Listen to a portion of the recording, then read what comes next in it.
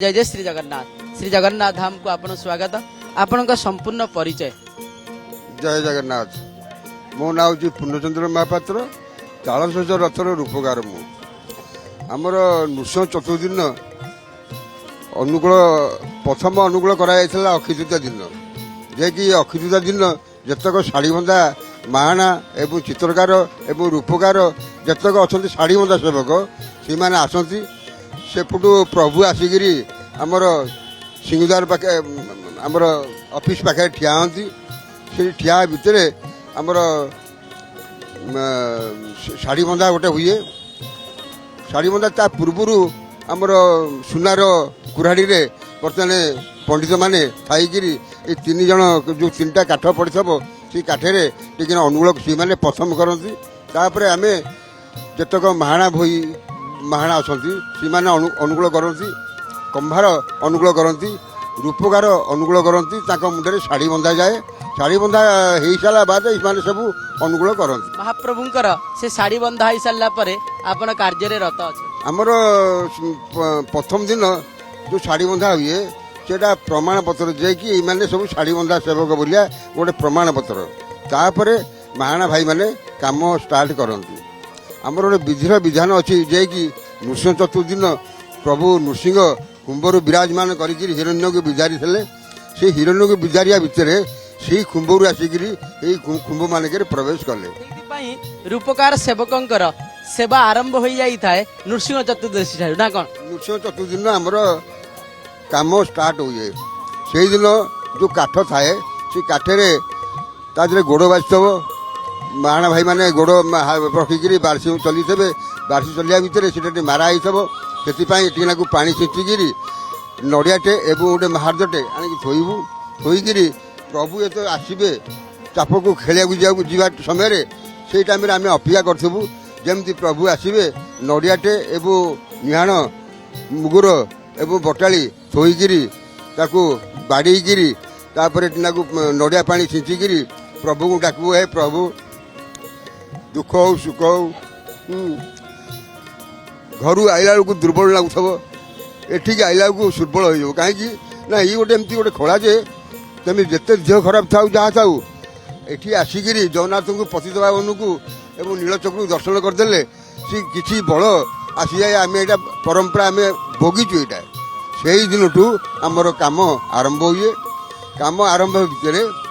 आम जो कणगुज तैयारचु जगन्नाथकर 16टी एवं बटाकर 16टी माँ को 12टी यही परिस्थिति यही काम हुए कौन सब प्रस्तुत होता है जेपरी भाव सिंह विराल नर विराल ये भाव अनेक विराल कथा आसी थाए कण गुजरे अनेक कथा रही जेपरी भाव ऋषि पटारे आपण चित्रित करी सिंहासन जो ये आपण प्रस्तुत करी कौन कौन सब प्रस्तुत आपण एने बर्तमान जो सिंह विराल करा सी सब जाक सरीगले रथ पर फिटिंग हम रथ पर फिटिंग हो सारा जो पट्टागुज जो अच्छी पट्टागुजरे आपड़ जो कथा कहले नर विराल गज विराल सिंह विराल नर विराल कौन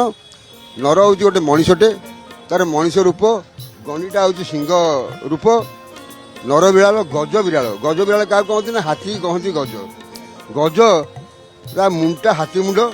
आ गंडीटा सिंह नर विराल सिंह विराल आ गज विराल यही पट्टागुज मानक सब रहे आ चार्टा जो खुंब जो कहली आपको 16टी 16 खुंबरे रहती केवल आमर जो घोड़ा हूँ नृसिंह अवतार कणगुज सेगुड़ा चारिपटे रहे ये जो पट्टागुज कहली पट्टागुजरे जो नर विराल गज विराल सिंह विराल ये सब रहे पर्यंत कौन कौन सब महाप्रभुंकर सरला 16टी जो पड़ी गोटे पट होनी तो दीपट होपट होपट हो कहीं दीपट हूँ कणगुज लोक एपटे देखिले सिंह देखुथे सेपट देखिले सिंह देखुथे से दीपटे सिंह विराल होया पट्टागुज पड़ो पट्टागुज पर आमर मुहाटी सिंहासन थुआ सिंहासन काम हम सिंहासन काम पर ईश जुआली आशाबाड़ी एवं आमर घोड़ा जो आसब घोड़ा सारथी एवं सखी ये जो कौन मरामती मरामती कर कार कान छाड़ी देव कार गोड़ छाड़ी देव यही काम हम या पर आमर जो सिंहासन अच्छी सिंहासन कम सरिया बाद शेष शसिया पर्भा पड़े पर्भारे आमर गोटे राहु मुंड अच्छी जे कि राहु मुंडा एमती गोटे मुंड जे कि जेकोसी विपद आपद पड़े ए राहु कटि दिए से सिंहासन पर्भा उपरे आमर राहु मुंडे रहे दी साइड डाली रहे मगर मुंड तले रहे ये आमर कारुकार्य करा जाए। राहु मुंड सबु दिहर व्यवहार करे थे ना कर सबु ना सब तीन टा जो देखुं आप पर्भा देखुं तीन पर्भारे राहु मुंड रहे आपटे आंकर मगर मुंड जहाँ गोटे रूपकार जो कम हो तीन टाक रहे चित्तर जो रहती सी ब्रह्मा विष्णु रहती ब्रह्मा महेश्वर यही चित्तर सब सी आर्ट कराए कि यही जिनसा खोला हो जाए। महाप्रभुंकर सेवारे अतिवाहित कले जीवन ठारू आरंभ करी एपर्यंत बयस आपण महाप्रभुंकर जो सेवारे रथ खड़ारे सेवा करने भितर केते वर्ष हो गलानी सेवा कले? प्रभु को दयारू कौन कहबी मु मते सातरे 6-7 हो प्रभुंकर 4टा नवगल काम कली हाथ में यही निज हाथ में प्रभु आशीर्वाद रे 4टा नवगल काम कली जदि बची थी फेर 5टा नवगल काम करी मरीगले मरीजी किंतु मोर 4टा नवगल शेष हो गला। जदि केते वर्ष होइतिले आपण महाप्रभुंकर कार्य आरंभ कले? आमर रूपकार एमती गोटे कार्य रूपकार सुपकार जोड़े सेवक अच्छा सुपकार 56 प्रकार रांधिकी प्रभु को दे पारे रूपकार रूपकार 56 प्रकार काम करेंगे कौन कौन की काम ना पत्थर काठ सिमिट पेंटिंग चित्र हाथीदांत एवं पितल यही माटी कुटा ओगेरे आम 56 प्रकार काम कर ना हूँ सुपकार आम हूँ रूपकार तांकर पईता अच्छी आमर पईता ना यही अवस्था जे मंदिर भितर जो काम पड़े एन सब रजा अमल आमको डका जाऊला एन बर्तमान सरकार हो यही 5 वर्ष 6 वर्ष तले गोटे सुनापाद या सुनापाद जो या आमको न डाकिकी अन्य लोक डाकिले किंतु सीटा माने सेट हो पारानी तापर आमर सेवक भाई माने अच्छा जो मंदिर रे सी कहले नाई नाई यही सब रूपगार बिना ये कम किए करें डाक रूपगार सब गलु 3 बाटर 3 रूपगार गले अभिषेक करी गार्द भितर रहीकि मंदिर भितर काम कलु सुनापाद आसला सुनापाद आसिक कम है एमती 6-7 दिन बाद तापर आमर जो कम सरीगला बणिया आसिक छपर गले सर्वमंगला जो देखुं सर्वमंगला मो पिलादिन में मंगला बट चेर पशिकी बट गछ चेर पशिकी फटी ताकू बाबा आमर तैयार थे स्वतंत्र मंदिर ठू जो 10 महाविद्या अच्छी पथर रे 10 महाविद्या आ सिमिट जो तैयारी सी भी बाहा करते ये जो आनंद बजार जो देखुं सिंह जोड़े अच्छा सी बाँ गातर सिंह जोड़े जयबीज थे आप नजर करेंगे सी भंगा गला सी जयबीज डड़ाक जी बाँ गातर तापर जो लक्ष्मी बही सी लक्ष्मी आम गोसाई बाबा जेजे बाबा अमूलू सी मूर्ति बही आम हाथ आम घर मंदिर भीतर जिते कार्य अच्छी मंदिर राम के मंदिर देखुं जो काठ मूर्ति सब अच्छी राम अभिषेक मूर्ति सी सब आम जेजेबा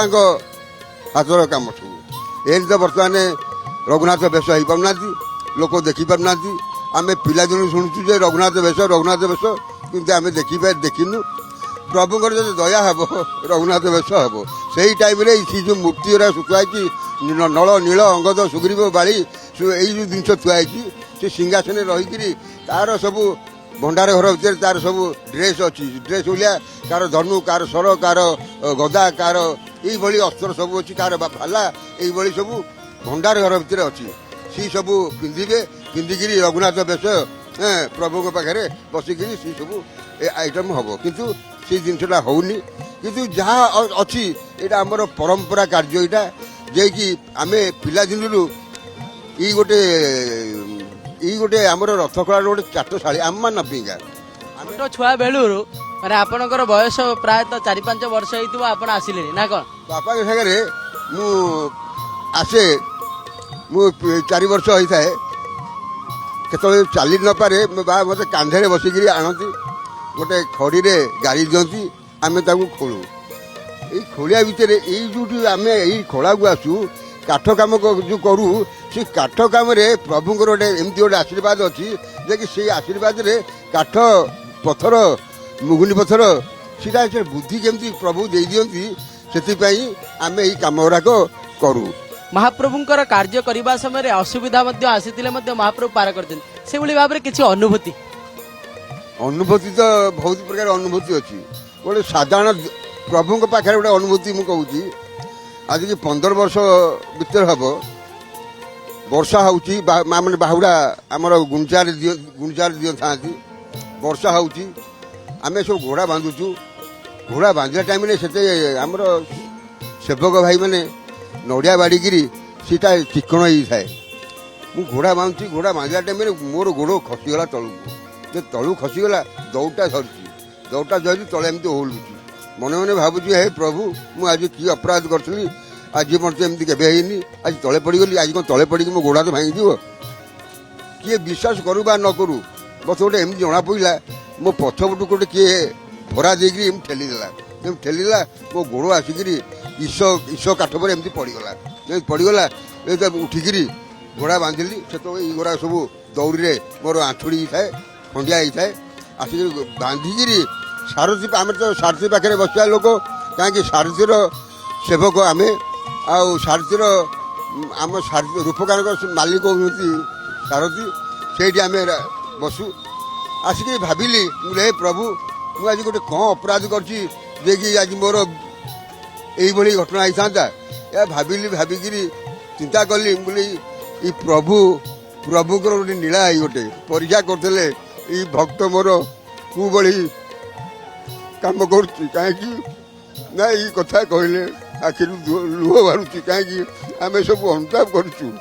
ଭଗବାନଙ୍କୁ ଆଖିରେ ଦେଖିଛୁ ଆମେ ଦୁଃଖ ସମୟରେ ପ୍ରଭୁ ଆଇଛନ୍ତି ଆସିକି ଦେଖା ଦେଇଛନ୍ତି କି ବଳ ଦେଇଛନ୍ତି ସାହସ ଦେଇଛନ୍ତି। ଏଇଭଳି ପ୍ରଭୁଙ୍କର ଆଶୀର୍ବାଦ ଅଛି ଆମ ପ୍ରତି ତା ଆଶୀର୍ବାଦରେ ଆମେ ଏଇଠି ଆସିକିରି କାମ କରୁଛୁ। ଏଇ କଥା ଏଇଭଳି ଭାବରେ ରକ୍ଷା କରିଛନ୍ତି ସେ ମନେ ପଡ଼ିଗଲେ ମଧ୍ୟ ଆଖିରୁ ଅଶ୍ରୁ ଆସି ଯାଇଥାଏ ନା ପ୍ରଭୁଙ୍କ କଥା କହିଲେ ଦୁଃଖ କଥା କହିଲେ ଆଖିରୁ ମୋର ଲୁହ ଧାର ବୋହି ପଡ଼େ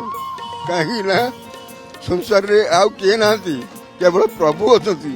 ଯଦି ପ୍ରଭୁଙ୍କୁ ଡାକିବୁ ତାହେଲେ ପ୍ରଭୁ ଠିକ୍ ତମ ପାଖରେ ଆସି ଠିକରେ ପହଞ୍ଚିବେ। ଆମେ ବିଶ୍ୱାସ କରୁଛୁ ବି ଏମିତି ସମୟ ପଡ଼ିଛି ଭଗବାନ ଆସିକିରି ମୋତେ ସାହାଯ୍ୟ କରୁଛନ୍ତି। ଆଉ ଗୋଟେ ଉଦାହରଣ ହେଉଛି ଫନି ହେଇଥିଲା ଫନିରେ ମୋର ଘର ଉଡ଼ିଗଲା ନଡ଼ିଆ ଗଛ ପଡ଼ିଲା ଆମ୍ବ ଗଛ ପଡ଼ିଲା ମନେ ମନେ ଭାବିଲି ମୁଁ କହିଲି ପ୍ରଭୁ ମୁଁ ଆଉ କ'ଣ ଘର କରିପାରିବିନି। ତାପରେ ଏମିତି ଗୋଟେ ପ୍ରଭୁ ମୋତେ ଏଇ ଯେଉଁ ଗଲା ବର୍ଷ ଯେଉଁ ଆଡ଼ମିନିଷ୍ଟ୍ରେଟର କଲେକ୍ଟର ଆସିଥିଲେ ସିଏ ଆସିକି ମୋତେ ହଠାତ୍ ମୋତେ ପଚାରିଦେଲେ କହିଲେ ତମ ନାଁ କ'ଣ ପୂର୍ଣ୍ଣ? ମୁଁ କହିଲି ହଁ ଆଜ୍ଞା ମୋ ନାଁ ପୂର୍ଣ୍ଣଚନ୍ଦ୍ର ମହାପାତ୍ର ନାଇଁ ଇଆଡ଼ିକି ଆସ ଆଉ ତମେ କ'ଣ କହୁଥିଲ? ମୁଁ କହିଲି ଆଜ୍ଞା ମୋ ଘରଟା ଏମିତି ଫନିରେ ଉଡ଼ି ଯାଇଛି ଆଉ ମୁଁ କରିବି କି ନ କରିବି ମୋ ପାଖରେ ପଇସା ନାହିଁ। ଜଗନ୍ନାଥ ପଠାକୁର ପ୍ରିୟା 2 ଜଣ ଆସିଲେ କଥାବାର୍ତ୍ତା ହେଲେ କଥାବାର୍ତ୍ତା ହେଇକି କହିଲେ ହଉ କାଲି ସକାଳେ ତମର ଆକାଉଣ୍ଟ ଦେଖିବ। ମୁଁ ସକାଳେ ପୁଅକୁ ପଚାରିଲି ମୁଁ କହିଲେ ପୁଅ ମୋ ବ୍ୟାଙ୍କ ଆକାଉଣ୍ଟ ଦେଖିଲୁ କ'ଣ ସାର୍ କହିଥିଲେ ପଠେଇଛନ୍ତି କି? ଦେଖିଲାକୁ 1,00,000 ଟଙ୍କା ପଠେଇଛନ୍ତି। ଭଗବାନ ନାହାନ୍ତି ଭଗବାନ ଅଛନ୍ତି। 1,00,000 ଟଙ୍କା ହେଲା ମୁଁ ଘର ତୋଳିଲି ଆଉ ଯାହା କିଛି ହାତରୁ ପଇସା ଖର୍ଚ୍ଚ କରି ଘର ତୋଳିଦେଲି। ଯେଉଁ ଫନିରେ ମୋର ଉଡ଼ିଥିଲା ସବୁ କମ୍ପ୍ଲିଟ୍ ମୋର ହେଇଗଲା। ଜଗନ୍ନାଥ ନାହାନ୍ତି ଜଗନ୍ନାଥ ଅଛନ୍ତି। ମୁଁ ପ୍ରଭୁଙ୍କୁ ଭାବୁଛି ପ୍ରଭୁ ଦୁଃଖ ସମୟରେ ଦେଖା ଦେଉଛନ୍ତି ଦୁଃଖ ସମୟରେ ବି ଆଉଛନ୍ତି ପାଖକୁ ମୁଁ ଏଇଟା ଅନୁତାପ କରିଛି। ମହାପ୍ରଭୁଙ୍କର ରୂପକାର ସେବକ ଆପଣ କେତେ ଜଣଙ୍କୁ କାର୍ଯ୍ୟରେ ଲଗେଇଛନ୍ତି ଆଉ କେତେ ଜଣ ଆପଣଙ୍କର ତତ୍ତ୍ୱାବଧାନରେ କାର୍ଯ୍ୟ କରୁଛନ୍ତି? ଏଇ କାମ ଆମର ଘର ବଂଶ ଲୋକ କରନ୍ତି ଆଉ ଅନ୍ୟ ଲୋକ କି କରନ୍ତିନି। ଆମର ରୂପକାର ଭାଇ ଭିତରେ ମୁଁ ଆଇଛି ମୋର ବଡ଼ ଭାଇ ଆଇଛି ମୋ ବଡ଼ ଭାଇର ପୁଅ ଆଇଛନ୍ତି ଏଇ କାମ କରୁଛନ୍ତି। ଆମର ସମୁଦାୟ 22 ଜଣ ମେମ୍ବର ଅଛନ୍ତି ରୂପକାର ବଂଶ ମାନେ ବଂଶ କ'ଣ ରୂପକାର ପିଲା ସବୁ ଆସିକି ଏଠି 22 ଜଣ କାମ କରୁଛନ୍ତି। ଆପଣ କହୁଥିଲେ ଯେ ମହାପ୍ରଭୁଙ୍କର ସେ ବନଜାଗ ହଉ ଅନ୍ତଜାଗ ହଉ ମହାପ୍ରଭୁଙ୍କର ଯେତେବେଳେ ନବକଳେବର 5ଟି ନବକଳେବର କରିଛନ୍ତି ଏଇ ଯେଉଁ ନବକଳେବର ଗଲା 2015ରେ ସେଇ ସମୟରେ କ'ଣ ଥିଲା ମହାପ୍ରଭୁଙ୍କର? 15ରେ ଆମେ ଗଲୁ ଗଛ ଦେଖିବାକୁ। ଏଇ ଗୋଟେ ଅନୁତାପ ଗୋଟେ ଗଛ ଆମ ପୁତୁରା ହେରିକା ଯାଇଥିଲେ ଗୋଟେ ହେଉଛି ମହୁଲି ଗାଁ ବୋଲିଆ ଖୋର୍ଦ୍ଧାରେ ଗୋଟେ ଅଛି ମହୁଲି ଗାଁ, ସେ ଗଛ ଦେଖିକି ଆସିଥିଲେ। ଆମେ ଯେମିତି ପହଞ୍ଚିଗଲୁ ସେଇ ଜାଗାରେ, ଗଛ କଟା ହେଲେ ତ ଗଛ ଆସିବ ଫେରେ, ଆମ ସାଙ୍ଗରେ ଫରେଷ୍ଟ ଥାଆନ୍ତି, ପୁଲିସ ଥାଆନ୍ତି, ଆମେ 3 ରୂପକାର ଆମେ ଥାଉ। ଯାଇକିରି ପହଞ୍ଚିଗଲୁ ସେଇ ଗାଁରେ। ସେଇ ଗାଁରେ ଯେମିତି ପହଞ୍ଚିଗଲୁ, କିଛି ଲୋକ ଯାଇକିରି କହିଥିଲେ ଯେ ବର୍ତ୍ତମାନ ଏଇ କାଠ ଜଗନ୍ନାଥ ହେବେ, ସାରଥି ହେବନି। ଆମେ ଯେମିତି ଗଲୁ ହେରି, ସେମିତି ଗାଁ ଲୋକ ସମସ୍ତେ ପଳେଇଆଇଲେ, ଗଣ୍ଡଗୋଳ କଲେ, କହିଲେ ନାଇଁ ନାଇଁ ଏଇ ଗଛ ଆମେ କଟେଇବୁନୁ, ଆମେ ଗଛ କଟିବୁନୁ, ଆମ ଜଗନ୍ନାଥ ତିଆରି ହେବ। ସେଥିପାଇଁ ଆମେ ଚୁପଚାପ କିରି ସେଠୁ ପଳେଇ ପଚାରିଲୁ। ମୁଁ କହିଲି ଆଜ୍ଞା ଏଠି କ'ଣ ଗଣ୍ଡଗୋଳ ଆମେ କରିବାକୁ ଚାହୁଁନୁ, ଆମେ ଅନ୍ୟ ଜାଗାକୁ ଯିବୁ ହାରି। ସେ କହିଲେ ତାହେଲେ କେଉଁଠି ଯିବ? ମୁଁ କହିଲି ଆଜ୍ଞା ତାହେଲେ ଆମେ ଯିବୁ ଯୋଉଠିକି ହେଲେ ଆଉ କ'ଣ। ତାପରେ ବାଣପୁର ଗଲୁ, ବାଣପୁରରେ ଗଛ ଦେଖିଲୁ, ବାଣପୁରରେ ଗଛ ଦେଖିକିରି ଗଛ କଟା ହେଲା, 3ଟା ଗଛ କଟା ହେଲା, 3ଟା ଗଛ ଆସିକି ରହିବା ଭିତରେ 2 ରଥକ ସାରଥି ଭଲ କାଠ ପଇଲା। ଆମ ବଠାଗୁରକ ସାରଥିଟା ପଇଲା ତା ଦେହରୁ ଖାଲି ମାଟି ଭାଇଲା, ଖାଲି ଯେମିତି ମାଟି ଭାଇଲା ଆଙ୍କର ଚାଣା କାମ ହେଇଗଲାଣି। ଆମେ ଭାବୁଛୁ ଆମର କେମିତି ସାରଥି ତିଆରି ହେବ, ମନେ ମନେ ଭାବୁଛୁ, ଇଆଡ଼େ ଗଛ ଦେଖୁଛୁ। ପ୍ରଭୁଙ୍କର ଆଶୀର୍ବାଦ ଏମିତି ଆସିଗଲା। ଓଙ୍କାରେଶ୍ୱର ପାଖରେ ଗୋଟେ ଗଛ ଥିଲା, ସେ ଗଛ ପାଖକୁ ଯେତେବେଳେ ଆମେ ଗଲୁ, ଦେଖିଲୁ ଯେ ଗୋଟେ ସର୍ପ ସେ 4 ପଟେ ବୁଲୁଛି। ସବୁ ଲୋକ କହିଲେ ନାଇଁ ନାଇଁ ଏଇଠି ଗୋଟେ ପ୍ରଭୁ ନାଗସାପ ଆଉଛି, ଏଇଠି ବୁଲୁଛି। ଫେରେ ଆମର ଗୋଟେ ପଣ୍ଡିତକୁ ସାଥିରେ ନେଇକିରି ଯଜ୍ଞ କଲୁ। ଯଜ୍ଞ କରିକିରି ସେ ଗଛ କଟା ହେଲା। ସେ ଗଛ କଟା ହେଇକିରି ଆସିକିରି ପ୍ରଭୁଙ୍କର ଏଇ ଗଲା 15 କଥା କହୁଛି ମୁଁ, କାମ ଆରମ୍ଭ ହେଲା। ଆମେ କ'ଣ ଭାବିଥିଲୁ କ'ଣ ଗଛ ହଠାତ୍ ଏଡ଼େ ଗୋଟେ ମୋଟା ଗଛ ମିଳିବ? ଦେଖ ପ୍ରଭୁ ଆଣିକି ଯୋଗେଇ ଦେଲେ। ପ୍ରଭୁ ଅଛନ୍ତି, ସବୁ କାମରେ ଅଛନ୍ତି, ଡାକିଲେ ଆସିବେ। ତୁମେ ଗର୍ବ କଲେ କେବେ ଆସିବେନି। ଯଦି ପ୍ରକୃତ ସେବକ ହୋଇଥିବ, ଭକ୍ତ ସେମିତି ଭକ୍ତ ହୋଇଥିବ, ପ୍ରଭୁ ପାଖରେ ଆଖିରୁ ଲୁହଧାର ବୋହିକିରି ପ୍ରଭୁକୁ ଡାକିବ, ତେବେ ଦିନରେ ହଉ ରାତିରେ ହଉ ଶୋଇଥିବା ଅବସ୍ଥାରେ ହଉ ତମକୁ ପ୍ରଭୁ ଦେଖା କରିବେ। ଏଇଟା ସତ୍ୟ ତ୍ରିବାର ସତ୍ୟ ଏଇଟା।